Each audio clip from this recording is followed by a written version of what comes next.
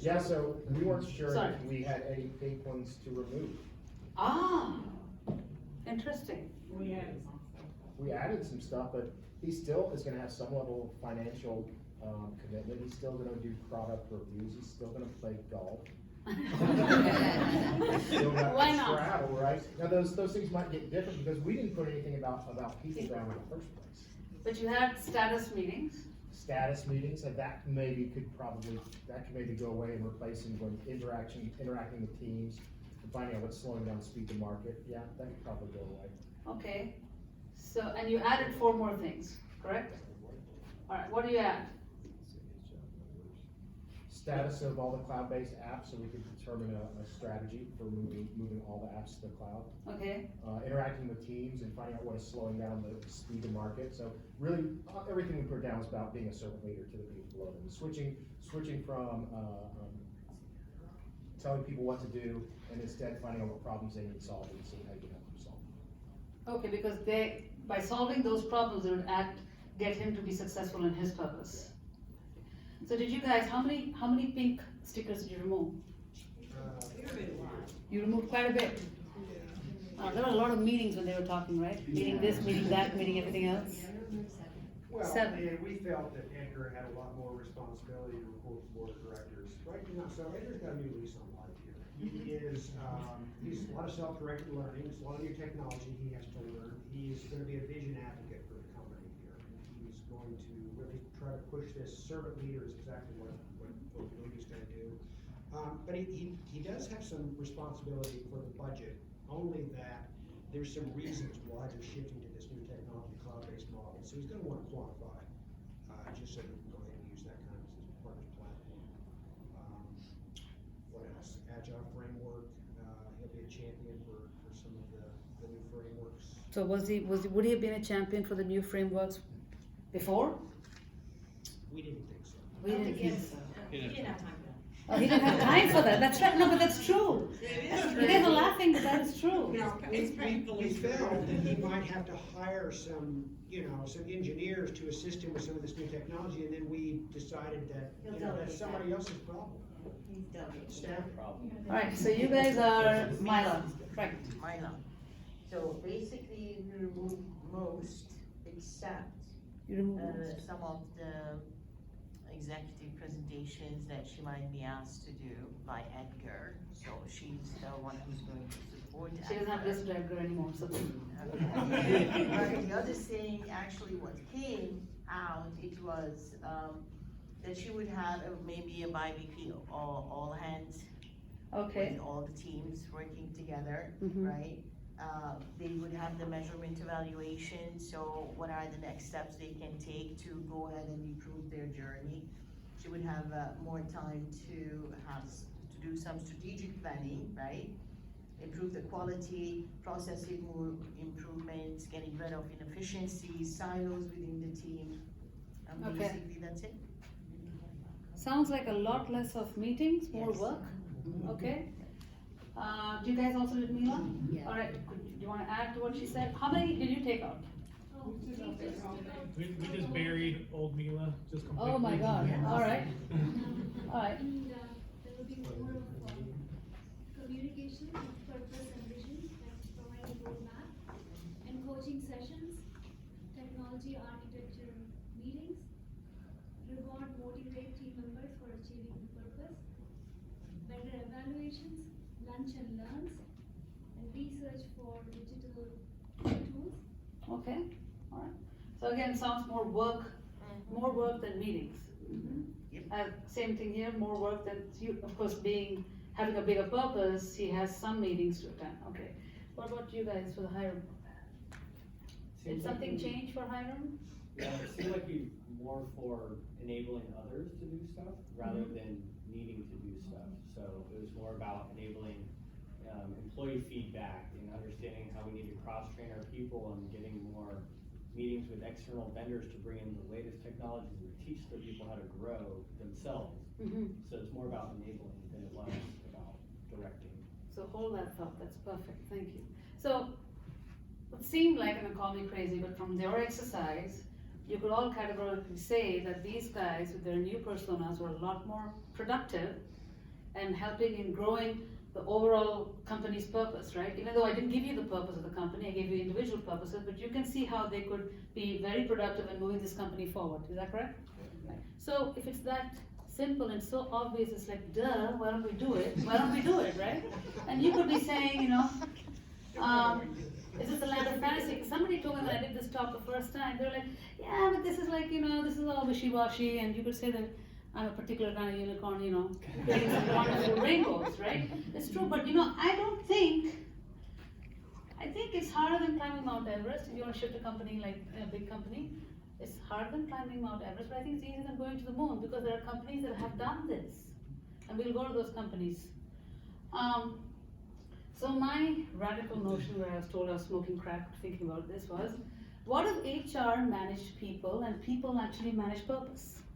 What if the authoritarian control wasn't there, but HR did the work of people management? Because let's face it, not all leaders are good people persons, right? Not people. And not all people are good leaders, right? But all of them, people or leaders, really thrive when they have a good purpose. Would you guys agree, right? And if it's not, you might argue that isn't HR already supposed to do some of this, right? Doesn't this already happen? And my answer is no. Because if it did happen, we wouldn't see what we see in our ecosystems today. So how many of you have actually done research on what HR does? Or definitions of HR? Well, I happened to do some research, and I found there are lots of different definitions, and some of them are really wordy, some more of them are really complicated, and all of them are categorically vague in what HR does, right? And I think that I'm not saying that the culture that I want to move to is pretty radical, and I understand that. But it's not too radical to think of a time, the nudge that I'm looking for us to make is that if HR could shift and influence the culture the way you are talking about, because everything you said would influence the culture. Enabling people would influence the culture. If people make the culture, and enabling people the way you're talking about would influence that culture, right? One way to influence the culture is by coaching leaders, right? One of the examples I'm going to give you with companies who have done this, their whole purpose is to coach leadership. And in my opinion, there's one fundamental truth that HR should coach leaders on. What do you think that would be? Any guesses? Enabling people. Enabling people? Yes. It's not about you, the leader. It is not about you, the leader, but it's definitely about me, the employee, the individual. If every leader was coached, every level of leadership was coached in this fundamental truth, I think culture could change. I think you would go from a promotion-centric organizational system to a purpose-centric system. Okay, and I'm going to talk about 10 ways I think that HR should coach leaders. And the beauty of what I'm going to say, it might seem obvious to you guys, but the beauty of what I'm going to say is that this is not something that only has to be coached and taught by HR. This can be a groundswell movement. How many of you have people reporting to you?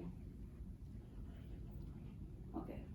So I think every level of leadership could do this, and this could be a groundswell movement. So let's talk about the 10 things, okay? In a way to shift from a promotion-centric culture to a purpose-centric culture. Shift the focus to the individual. Let leaders talk to the individuals and focus attention on the individual, not on the compliance around the individual, not around the rules around the individual, not around the processes around the individual. Focus on the person itself, your employee. That's number one. Remind them frequently, and this is from my personal experience, remind them frequently, the individual, that what they're doing is important. It's huge. When you're not higher up in the chain, but you are, you're in your mid-career, somewhere in your mid-career, and even when you're young in your career, you want to be told that what you're doing fits into the bigger picture and it's crucial, because that's how you feel great about what you're doing. So frequent reminders is a good thing. Give feedback. This generation, myself, and I'm not this generation, I'm 2 generations ago, I want feedback. I want good feedback, bad feedback, I want feedback. I don't want to be blindsided. I want feedback early and often. I don't want it to be quarterly. I don't want it to be 6 months. I get it annually. And you know why I get it? In my company, I have to go ask for it. Because I'm an executive in my company, nobody gives me feedback. I don't have to come up with my goals because I'm an executive. So, there's no way for you to judge whether I did well or not. It's all based on personal relationships. So I want feedback early and often. I want acknowledgement, my wins, small or big, I want acknowledgement. Again, I'm talking about these are not big things to do. These are small nudges that can happen at the ground, every level, and can be a groundswell movement. All right? So I want acknowledgements of my wins, okay, whatever size they are. Now, this is very important to me, the individual. If I am somebody who cares about purpose, and I am somebody who wants to make an impact, it's important for me to be included in the problem-solving activity. When I look back on my career, I think about all the times I felt really like I belonged, is when we were solving a problem together. And whether I could really solve it or not didn't matter. The fact that my boss invited me into the discussion showed that he or she cared about my opinion. This is also not hard to do. Listen to that conversation and talk about it, right? People talk about being happy, employee happiness score. I don't think it's important to be happy as much as it's important to be engaged. In my career, I wasn't always happy. My boss didn't always keep me happy, but the bosses I remember always kept me engaged. I wasn't looking to be happy in my job. I was looking to be engaged. An employee who wants to make an impact doesn't care about happiness. Happiness can be take me out to lunch. Happiness can be give me coffee, give me free coffee every day. But engagement is a whole different thing. Engagement lasts longer. So to me, I care about being engaged. Being generous, as a boss, as a leader, your job is to allow your employee to have the limelight. Let them have the limelight as often as they need to. And be generous with that time. I have a lot of, in my career of 30 years, I've had a lot of times where I wasn't allowed to talk to the big boss. Because that just wasn't done. Because I just didn't have the rank to talk to the big boss. Even now, with the level of where I am in my organization, I'm a director, and I can't send an email to the EVP. Okay? I cannot. I can do it at my own damn risk. This is the language used at me. You can do it, but once you open that gate, it's all on you. This is not the kind of, advice I want. So again, culture changes with this language. The last three are pretty obvious. I'm going to say this, but I'm going to say it this way, right? Every time I thrived, it was because I had a clear purpose given to me. I didn't thrive when I wasn't clear about my purpose. So purpose has to be there, right? The next one, again, seems obvious, mastery. When I had purpose, I was allowed time to go gain skills. Now, if you're a leader, and if you're going to become a leader in the future, right, give your employees either the money or give them the time. If you can, give them both, but definitely give them the time. So if you give them a purpose, give them the time to go get great in that, the skills they need, right? The last one was obvious, it's autonomy. So 10 ways that you can shift our culture as a leader, as a peer influencer, somebody who's looked up to as a role model are these ways, right? It's not difficult. Anything else that you could think about that I haven't added here? To me, if I had to rank which one's most important to me, it was inclusiveness. I'm telling you, for me, inclusiveness and engagement were the crucial things. I left bosses, they're saying you don't leave a company, you leave the boss. I left bosses because I didn't feel like I was valuable to the team because I wasn't involved in the problem-solving aspect of it.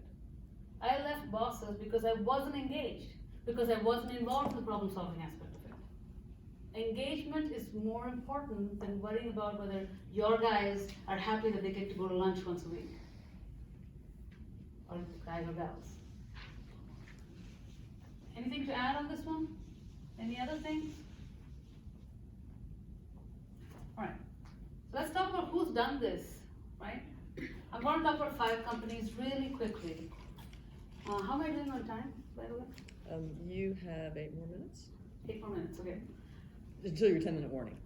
Until my 10-minute one. That's right, 18 minutes, there we go. You might be done earlier than you think, okay. So, 5 companies, who's heard of Zappos? Yes. They are the customer service company who happens to be selling shoes. This is their tagline. What's that tell you about their culture? They're 20 years old today, they have 7 new collaborations, they were acquired by Amazon for $1 billion in 2010, and they started experimenting on a different culture in 2012, and they're still on their journey. They've had some bumps, but they've hyper-focused on the kind of people who fit their culture. Their evaluations are about culture fit.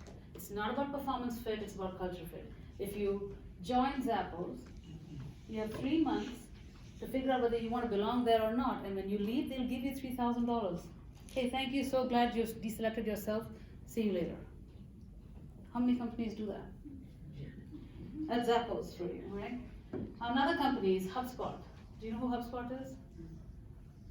Well, they pioneered inbound marketing, okay? They're growing, they're already a big tech company. By the way, all these companies are publicly traded companies, because the first time I did this talk, the question was, well, are these guys private or public? Because the notion is you can experiment a lot if you're private. Can't experiment so much if you're public. These companies are all publicly traded, successful companies, right? Again, hyper focus on total transparency. The leaders are all about being it's a flat organization. The third company, Mercado Libre. Now, this company is the largest e-commerce site in Latin America, the first Latin American technology company to join NASDAQ. They have 44.4 million customers and growing. They are in 18 different countries, and they were voted #1 as a place to work, the #1 place to work in all 18 countries. How difficult is that? That's unheard of. I mean, and that's also because hyper focus on what? On their culture, right? Schneider Electric, they're doing the same thing. They're experimenting. They've just started their journey. They're going to figure out whether they're going to end up, but they are starting their journey. Again, another company that's publicly traded. The last company is the one I really want to talk about. How many of you have heard of Novartis? They're a global healthcare company. They're big. They're doing really well. They just announced their Q3 earnings, and they're also big in technology. CEO of Novartis, he said, calls himself the accidental CEO. And what they are going through right now, they're going through a transformation of unbossing themselves. That means they consider leadership is not a rank, it's a privilege that you have to earn every day. These are from the CEO's mouths. And so where is he putting, he's putting his money where his mouth is by saying, all my leaders will go through a 1-year immersive leadership program. How many companies would actually do that? 1 year of immersive leadership program where the leaders actually learn to do the 10 things I said, coaching them through workshops, simulations, classroom training. Now this is called really walking the walk, not just talking about it. Because I've been in 5, 6, 7, 8, 9 companies. They've done a lot of talking. To me, Novartis is the company to look at, and they're growing. So that's just 5 companies. There are plenty more out there. You guys can go do some research on the companies I've given you. They're fantastic, okay? So, I thought this would be a great way to end your Friday. So how many of you know about the plan? Do you know what plan I'm talking about? It's the plan. No one's heard of the plan? Okay. Are you ready? So this plan was given to me by my friend. I don't know where she got it from, so don't quote me. And when I put the PDF up there, I'm not going to keep the plan in there. Okay, so you ready for the plan? All right. In the beginning, there was the plan. And then came the assumptions. And the assumptions were without form. And the plan was without substance. Okay? I'm taking pictures about my plan. Okay. And darkness was upon the face of the workers, and they spoke amongst themselves, saying, it is a crop of shit, and it stinketh. And the workers went unto their supervisors and said, it is a pile of dung, and none may abide its odor thereof. and the supervisors went unto their managers, saying, it is a container of excrement. It is very strong, and such that none may abide by it. And then the managers went unto their directors, saying, it is a vessel of fertilizer, and none may abide its strength. And the directors spoke among themselves, saying unto each other, it contains that which aids plant growth. It is very powerful. And the vice presidents went unto the president, saying, this new plan will actively promote growth and vigor of the company with powerful effects. So, you guys ready for the last one? The president looked upon the plan, saw that it was good, and the plan became policy, and this is how shit happens. Now, it's true, because you know, I am not lying to you. I got feedback one day, Aruna, there's too many reds in this report. You gotta make it look a little bit more green. I said, how? Just change the color. This is what's happened to me, okay? So, I know it's funny, and I laughed a lot when I got this, and I thought this is a perfect way to end this talk.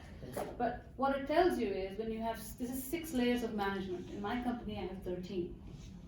13 levels, from an associate to the CEO, there's 13 levels, and I'm like right in the middle. It's a joyous place to be, right in the middle. And when the CEO is accountable for the work that I am responsible for doing, what do you think happens? What's that? I said shit rolls down. Shit rolls downhill. But it's also because if you're gonna do the work and I am accountable for the quality of your work, what am I gonna do? Micromanage. I'm gonna micromanage the hell out of you. That's the truth, right? And you're But gonna, we do it all the time. you're gonna sanitize the message. Which is, yes, yes. So, I'm good. 10 minutes, you guys are gonna get 10 minutes back on your clock, but this is the culture we live in, and why do we abide by this culture? So, what I'm asking for you guys is, as Deming said, we are here to make another world. And my nudge is, my boss, we're going through a major reorganization, right? My boss asked me, I don't know, we were talking about career tracks and career growth for different bands, and what is this role gonna do? What's this next role? I said, this role's, and I said, this role's job is not to become a senior director. I don't care about senior director because it doesn't tell anybody what I do, what my purpose is. I said, I'm a director, I don't care about the senior director, I care about the next purpose I'm gonna get. So I wanna define what this band's purpose is, and I wanna define what my next bigger purpose would be. And he said, okay, so my organization is going through a big change, and their nudge is to go into a flatter organization. So we're going down from 10 to, you know what number? No, we're 13, right? 13. We're going down to 10, and I'm supposed to be really pleased about this, and I am. So, thank you. Thank you very much.